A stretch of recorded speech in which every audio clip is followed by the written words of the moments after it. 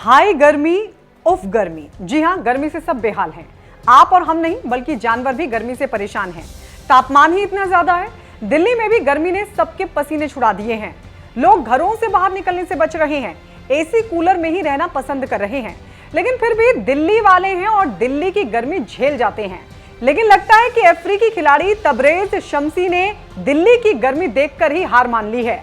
Match क्या खाक खेल पाएंगे? जी हाँ, उन्होंने दिल्ली की गर्मी पर ट्वीट किया और कहा कि दिल्ली वाले जिंदा कैसे रहते हैं। वो ट्वीट आपको दिखाएं उससे पहले आपको बता दें, भारत और दक्षिण अफ्रीका के बीच 5 मैचों की T20 सीरीज 9 तारीख से यानी गुरुवार से खेली जाएगी और सीरीज का पहला मैच दिल्ली के अरुण जेटली स्टेडियम में खेला जाएगा।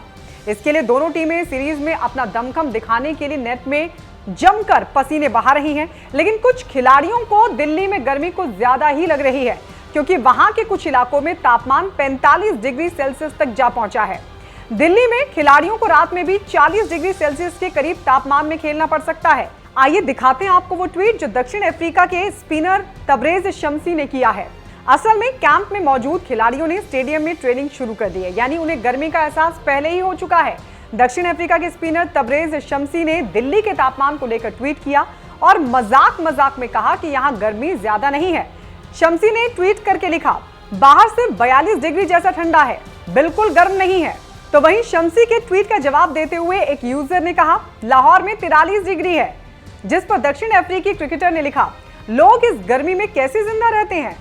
तो इस तरह दक्षिण अफ्रीका के स्पिनर तबरेज शम्सी ने ट्वीट कर ये बताने की कोशिश की कि यहाँ की गर्मी ने उनकी हालत खराब कर दी है, लेकिन मुकाबले में भी कहीं हालत खराब ना हो जाए, इसका ख्याल रखना होगा शम्सी।